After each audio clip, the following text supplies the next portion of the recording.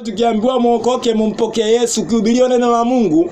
Leo kuna watu wakiambia waache dhambi, acha kuvaa vimini, acha kuvaa vipedo, acha kufanya sijui nini, anakasirika. Unamkataza mtu acha kuvaa kimini, anaama na kanisa kabisa, anakasirika. Aya, ni muda wa kumtolea Mungu sadaka, wa kusapoti huduma, ujenzi wa kanisa, kuwasaidia yatima, walemavu, anakataa, anakasirika.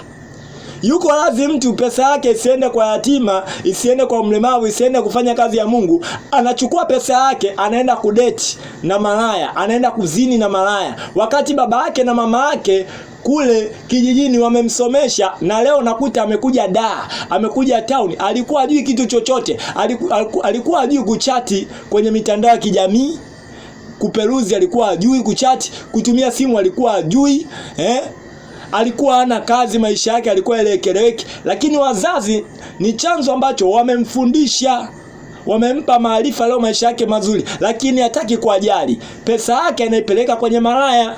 Na leo unaona, sijui kama unanielewa, hizo pesa utapata laana. Acha kupeleka pesa yako kudeti na malaya. Malaya nakusaidia nini? Hawata kuokoa katika ufalme wa mbinguni. Pesa yako, sadaka yako bora iende kufanya kazi ya Mungu katika kanisa, msikiti, kasaidia yatima, wajane, walemavu, ndipo Mungu atakubariki. Acha kupeleka pesa kwenye uchafu, kwenye madisko, kwenye maulevi.